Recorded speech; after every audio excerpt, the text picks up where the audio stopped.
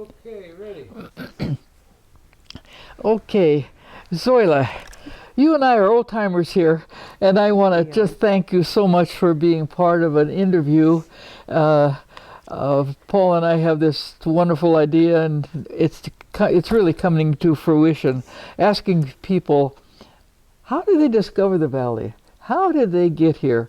And first, I want you to say your name and where you live, and then, how the heck did you discover the valley? Tell us that story. Okay, who are you? Zoila Berardi, Okay. and right now I live in San Geronimo. Oh, San Geronimo. Yes, I Not do. Woodacre.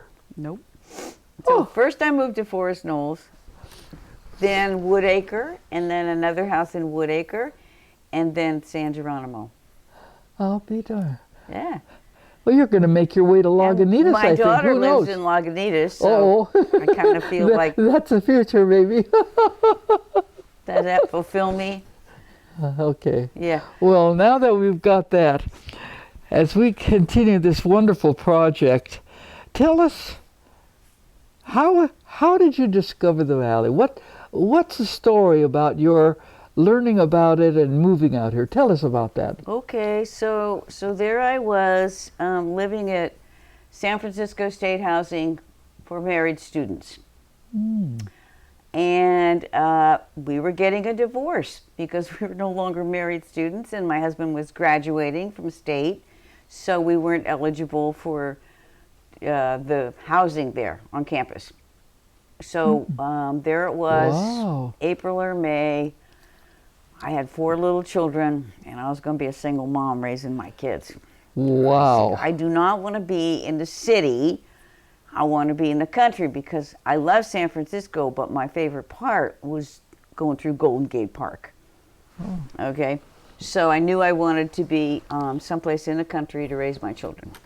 So I was looking around, Pacifica, down a peninsula, Marin County. So Marin County, my husband's family lived in Marin County, his brother and his wife, and she said, well, come on over to Marin, look around, see what's going on. Well, this was 1967, rents were cheap all over if you found the right country home. So she knew a lady, Reggie. Now, Reggie and Bill they lived in San Anselmo, and then you love this, they were members of the Sheriff's Horsemen's Association. They went riding up in the hills doing sheriff works. So she said, I think Reggie has a little place out in Marin County. Okay, called Reggie. Reggie said, no, it's being rented. So then I'm looking around some more. Another month goes by. Let's give Reggie a call again. We call Reggie back. She goes, yeah, my little place in Forest Knolls is empty. So I'm going, Forest Knolls? Where the heck is Forest Knolls? Never heard of it. So we drive out here, and I looked at the little house in Forest Knolls, and I fell in love with it immediately. Now, my sister-in-law goes, there's a really nice place in Fairfax, and it's only $15 a month more, and I'll pay the difference. She wanted me to stay in Fairfax. And it had, slate floors and sliding glass doors and big fancy curtains and everything. I said, I don't know, this looks kind of uptown for me, Nancy. She goes, I think I like the other one better. It's more my style. So I go look at the little place in Forest Knolls again, and I go walking up and down the street, and I see these little hippie people, and there's beads hanging from the trees and bells gonging in the wind, and I'm going, that looks like a good place for me. So I moved to Forest Knolls, and I named my house the Gremlin Cottage. You did? I did. And my house is still the Gremlin Cottage. Oh. Wherever I live, I call it the Gremlin Cottage. I didn't know that. Mm-hmm. Uh-huh. Well, somebody said, in England, they name their houses. Yeah. Yeah, I didn't. So I said, okay, I'm going to name my house. Yeah. I called it Yeah. the Gremlin Cottage. Some did. Yeah. That's right. That's right. Yeah. Yeah, so that's how I found Forest Knolls. Never heard of it. What, do we get to hear your story? No fair. I could, you know, that. Hey, that's a good idea. I should be interviewed. Gene will interviewed Gene, Yeah. right? You Well, got bring us up to date. What are you doing these days? I see you volunteering. The church has they really have a wonderful pantry, which you guys do there. I know. They're really good. So I get to Oh. help there every Oh, yeah. Monday, Yeah. you know, for couple hours, Mm-hmm. which was wonderful during COVID. Yeah, You know, I Yeah. got to Oh. see people and everything, which Yeah. saved my life. Yeah. yeah. And then yeah. I still work at the after-school program, Do you? 2 days a week for 3 hours. What do you do there? I read stories to Okay, kindergartners. okay, that's great. That's great. Are they moving that program down to? Not that No, I know not of. yet, okay. Not that I've heard. okay. I'm not too much in the loop of things. Yeah, yeah, I kind of go in and do my thing, and then, yeah, yeah. yeah. Occasionally I might go to a staff meeting. I But thought I it's- read something about something's coming down from San Geronimo campus back to the community center, but I'm not sure what that was. I lose track too. Okay, I'm not involved, and I yeah. just sort of Yeah. it kind of goes in one ear and out the other a little bit, I guess. Okay. Yeah, yeah. Yeah. So, how are the kids? What are they doing? What are your kids doing? You know, jeez, I got 6 kids, Gene. I mean, we had 20 minutes. Well, Sean and his family are in Switzerland. They are. They are, because that's where his wife is from. Oh, okay. And so they're Okay. divorced, but they're all over there. Anyhow. You know. And Dom's in San Anselmo. His daughter is starting at Dominican as Oh, a wow. upper division student, and his son is going Oh. down someplace to college down south. And then Renee's in Santa Rosa. She has a little grandbaby who's almost 3. Her daughter's there, and her 2 boys are there, and they're all, you know, college, graduating, this and that, all over the place. And then Todd's in Grass Valley, and he has 2 grandsons. His daughter lives next door, so he gets to see his little guys a lot. And then Toby's in San Rafael. He's got a wonderful partner that we all love, and he's still doing a little bit of artwork here and there, which is good. And he has a piece in the open classroom art show. Did you go down there? Paul, we still got it. I went back. I went. I looked at everything. Yeah. Wonderful, nice show. Yeah. And Paul, it was we were going to draw it by yesterday, but the parking lot was packed for some reason, and so maybe we can go later or tomorrow. Might be good. Yeah. Yeah. I want anyhow, to. yeah. It's a good show. And Tasha's in Lagunitas, and her 2 daughters are in Berkeley, in school in Berkeley. Oh, family all around you. They're all. We had a huge Easter party. Oh, 35 of us. that right. Wow, Zoila. Wow. Wow. I said I feel like I won the love lottery. You did. You did. That's just extraordinary. Yeah. 35 people. Yeah. Great grandbabies. Yeah. It was, whew. So How many grandchildren you got? How many? I have 14 grandchildren, really ones. Then there's the other 4 that are kind of like, and then 3 great grandchildren now. Oh, that's great. That's great. Did you get that, Paul? Yeah. That's wonderful. That's just great. Yeah. So that's what I do. I do yoga in the morning. I'm quite involved in Al-Anon, which is great. Saves my Oh. life. Wonderful program. I highly recommend it on a good, solid way to live your life. I didn't know you had that issue. Yeah. Oh. yeah. Oh. It's really nice. Now, not Alcoholics Anonymous. This is Al-Anon. I did go to AA. So what's the difference? AA is for the alcoholic. Right. Okay, now I got that Al-Anon one. is for the partners or the children of alcoholics. Oh. Because you inherit these traits that you, like coping mechanisms and things too, because you've got this parent or uncle who's out there, and so you don't even realize that you're adjusting to all this. So then you grow up and you go, I don't know why I read so much. Well, you read so much because, which is a good thing, that was your escape, you know, to get away from your person that was in your, you grew up with. And so you go, oh, okay, well, I can still read a lot. That's okay. But there's other things, other traits that are characteristic. I don't want to get all this on Al-Anon. But anyhow, I'm involved in that, and I really like it. Yeah.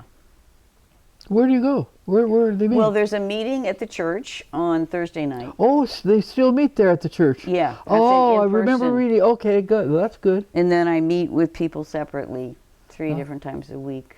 Oh.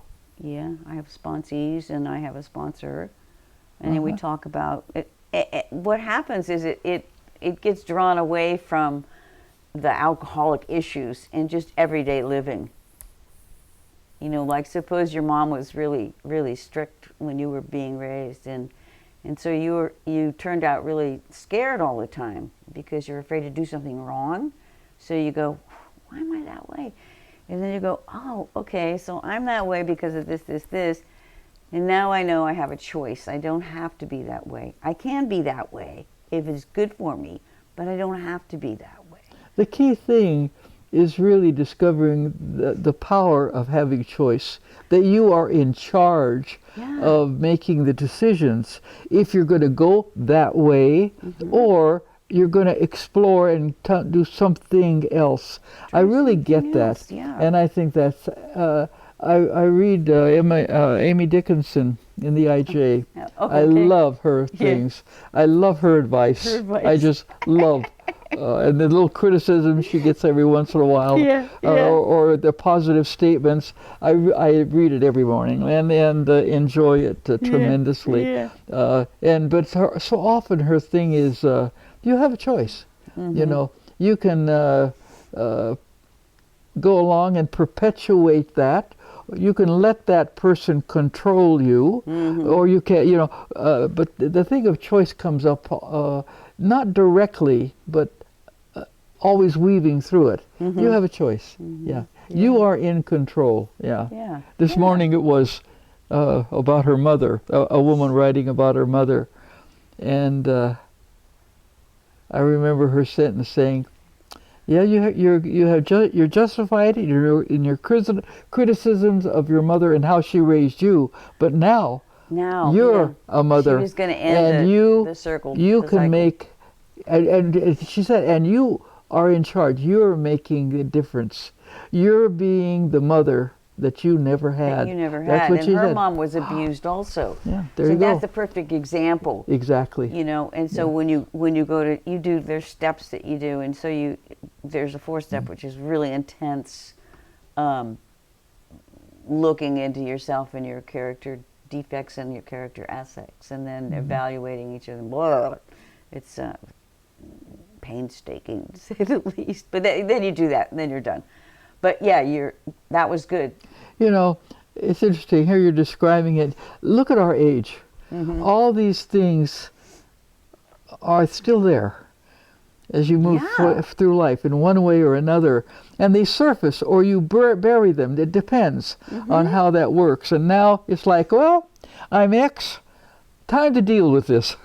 Time to deal with, or to discover it. I started Al-Anon just to find out who I was, because all I could think of was I was somebody's mom, and I didn't know anything beyond that ever. And I went, oh, you know, let's find out who you are. You know, the essence of my person, who I am as a person. And so that's been quite a journey. It's been exciting and fun, but to me the important part is, or one of the most important parts is sharing that with my grandchildren and allowing them to see that I'm on a path of discovering who I am and not just giving up. So I'm on a journey of learning and discovery, and, you know, encourage them to see that I'm trying. Hello, I'm trying, you know, and see that. Grandchildren don't often see that. They don't see that honesty. Oh, the older ones that I talk to, they're in college. Got it. I got it. Yeah. Wow. That's a gift. Or trying yoga. You know, I didn't start yoga till I was 5 years ago. Yeah. I said, oh, it's time. It's time. Oh, Zoila, that's great. Yeah. Well, this has been wonderful. Thank you very much for coming. We went far beyond how you came to the valley. But Exactly. what I'm finding Which I'm out sure is you do, this is yeah. our fourth interview, and that's Oh what's my happening, gosh. Paul.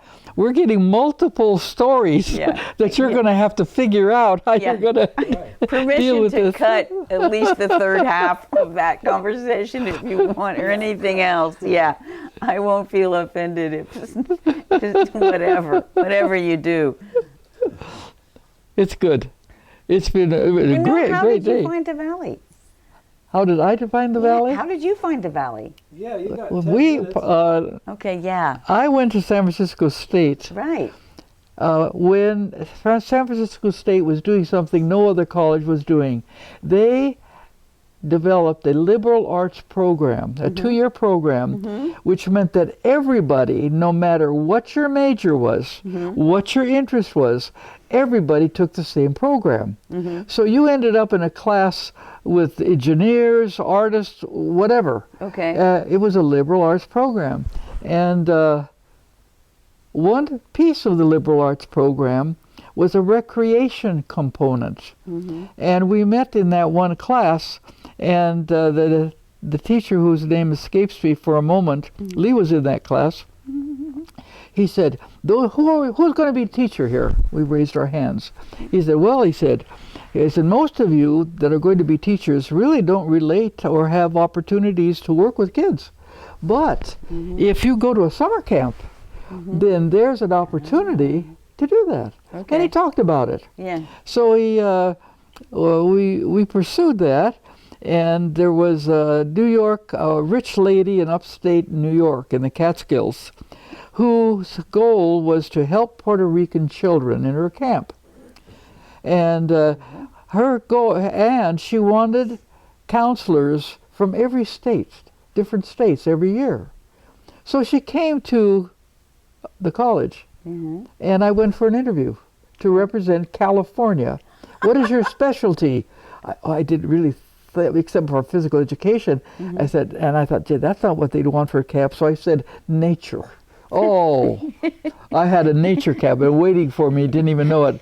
So anyway, she gave money for you to take the Greyhound to get back there. Oh my gosh. And I spent my summer at Camp Manitou in the Catskills in upstate New York. Oh my gosh. And that was really exciting. yeah. That was, yeah.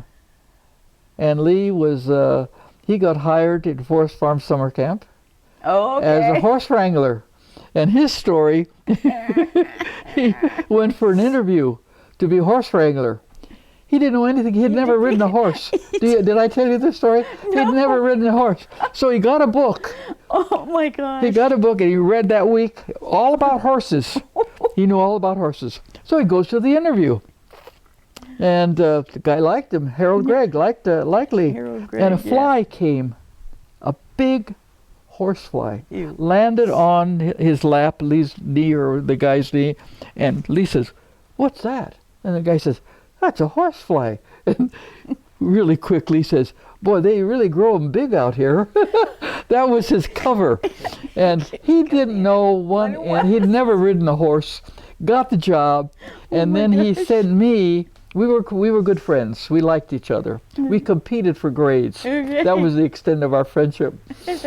And he sent me postcards, never wrote. He's a lousy writer, lousy speller, I learned that later, but he drew pictures of this valley and the camp and nice, the horses. yeah. And, he always sending me things. So the next year, I interviewed. They needed an art director. Well, I have an art minor. Okay. It's not my big thing, but I have an art minor. And so I interviewed, and they hired me as the art director.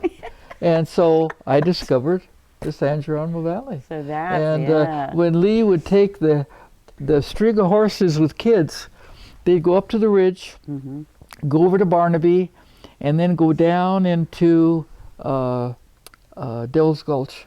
Okay, yeah. And when we rode the horses along that ridge near Barnaby Lookout Tower, we always stopped a little, and I'd look back down the ridge and across the valley. I just fell in love. with the valley through those trips over to Devil's Gulch by horse. Yeah. Lee had his horse Prince. Prince was Prince. Lee's horse name, Prince.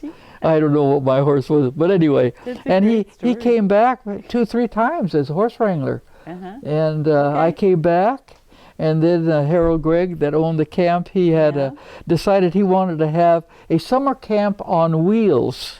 Wow. And he bought 3 or 4 VWs and hired Lee and I to handle the summer travel camp. Okay. I was the cook. I had a chuck wagon how made from fun. a pickup VW, and we took kids. One trip was southwest. One trip was west through Nevada, and one trip was the north into Oregon. We had 3 trips, three Wow. 3-week trips. They were fabulous. Yeah. They were absolutely Wow. fabulous. Well, I see, And I Paul remember- stayed with his grandma and grandpa that he dearly loved. And when we came back every 3 weeks, Fred would bring Paul to camp, and I'd hold Paul, Lee'd hold Paul. And Paul always laughing, always smiling. He loved his grandpa and grandma, and that we were at the top of the hill where there's a house there now. They built a house there. It used to be Tumbleweed Hill. That we always met there, and anyway, that's my story. I didn't know any of that. Yeah.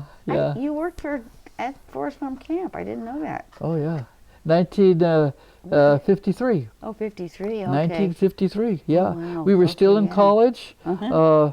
working towards getting our degrees and a teaching credential and degree, and yeah, that one recreation teacher said, Camp was "Oh, great. you might do this."